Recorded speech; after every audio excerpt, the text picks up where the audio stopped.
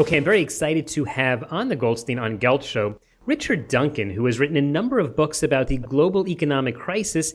He, in fact, also does a video newsletter called Macro Watch, and he's probably most well known because he kind of called the crash of 2008 in his book, The Dollar Crisis. Richard, you're calling now for kind of another crash. Are you just an interminable pessimist, or is there a good reason for this? Well, Doug, first of all, thank you for having me on the show. It's not so much that I'm calling for another crash. What I believe is that once the bubble popped in 2008, we did come very close to collapsing into a new Great Depression then. But the policymakers managed to reflate that global economic bubble with trillion-dollar budget deficits and trillions of dollars of quantitative easing. And so the bubble now has once again been reflated, and hopefully it will remain reflated. But my concern at this point is with President Trump's proposed economic policies. We don't know for certain what he will do, of course, yet in terms of his policies. But if he does what he said he was going to do, cut taxes on the wealthy and on corporations, increase government spending, and at the same time put large trade tariffs on Chinese and Mexican goods, then that's a recipe for disaster because it's going to cause interest rates to spike and the global economic bubble to implode back into a 2008 style recession or worse. Mm-hmm. Before we cut into the, really delve into the macroeconomics, because I want to talk about what people should be doing, I just want to touch on this issue about using debt in order to get out of a bubble. There are certainly Keynesians, and probably today most loudly applauded or led by Paul Krugman, who talk about the need sometimes to borrow money to stimulate things so that ultimately down the line you'll be able to develop earnings, build infrastructure, get companies back on track. And that was a lot of the model. In fact, I think Krugman had the ear of the president in 2008. That was the model that he said would get us out of it. And a lot of people looking back over the past few years say, all right, listen, maybe there's more debt, but look how well the stock market has done. And, most people have jobs these days in America. Were they completely off base? No, I think that, in fact, if you look back in the United States, at least going all the way back to 1950, anytime total debt in the U.S. grew by less than 2%, and that's adjusted for inflation, if debt or credit, the same thing, if it grew by less than 2%, then the U.S. went into recession. And it didn't recover from that recession until there was another very big surge of credit growth. So in my work, I really do focus on the role that credit has played in driving the economy for the last several decades. We need credit growth to make the economy grow. So if we're getting credit growth and we're borrowing more money, that seems to me that we're following the right path, according to your model. Yeah, you have to look at where the credit's coming from. The problem is that the private sector now in the United States, they became so heavily indebted that in 2008, they just didn't have enough income to repay the interest on all of the debt. And that's pretty much where they still are now. They have too much debt relative to their income. So that means that the government has had to step up and borrow and spend more. And by doing that, it has reflated the global economic bubble by reflating the U.S. bubble. And they managed to finance almost a third of the increase in government debt in the United States by printing money from thin air, quantitative easing. And so the combination of large fiscal stimulus financed with paper money creation has been very successful in reflating the global bubble. The question is what next? Yeah, since you're using the word bubble, you obviously seem to be suggesting that there's going to be a pop.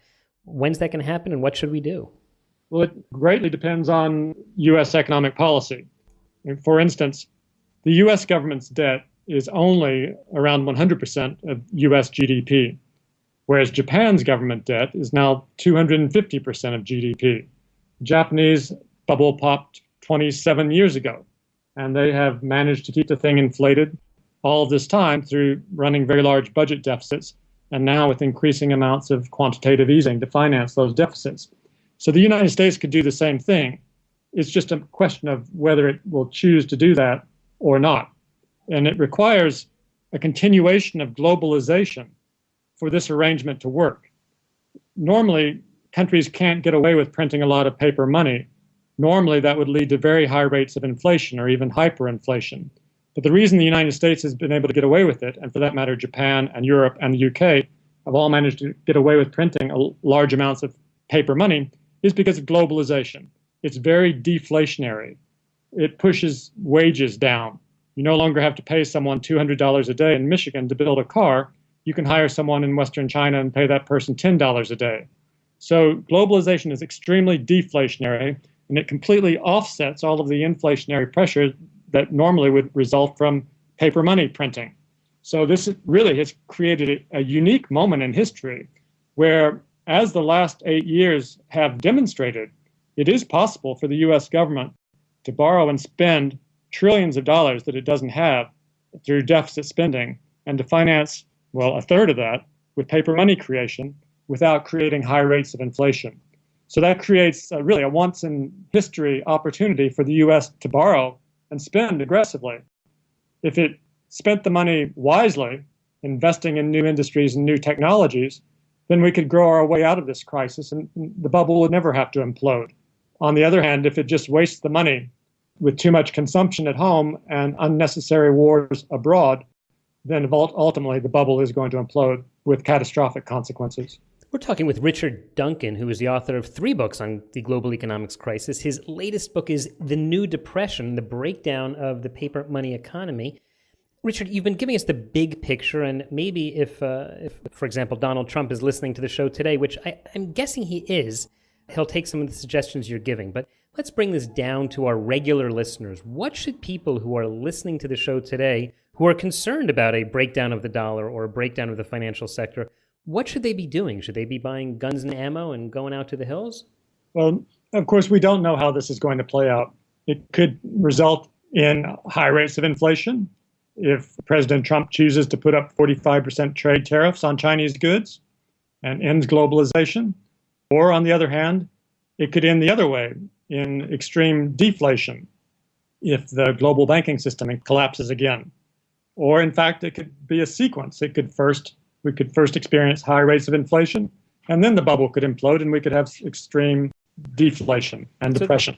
A lot of uncertainty you're giving me, but some people have to make decisions. They're saving for retirement, and then they're afraid that maybe the money won't be worth anything by the time they get there, or they're saving to help their kids. Should they be going along with the stock market trend, sticking money in the bank, literally buying pieces of gold and hoping that they'll be able to use that one day? Well, I think for the people who want to be most risk adverse, the advice I give is for people in the United States, at least, to buy a piece of land with a house on top of it and rent it out.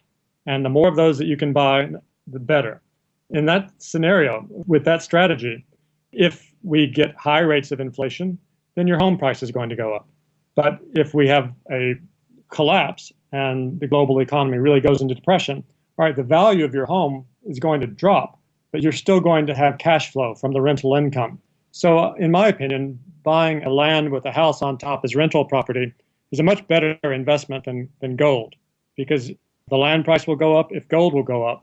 The difference is you don't have any rental income from an ounce of gold. So have you been buying properties around the world these days? I have some properties, yes, not as many as I would like to have. What about in 2008 when the housing crisis hit? Not only did people, the value of their properties drop, but a lot of people weren't able to collect income from rent at that time either. I think you can always collect rent. It may not be as much rent as you were collecting before the crisis hit.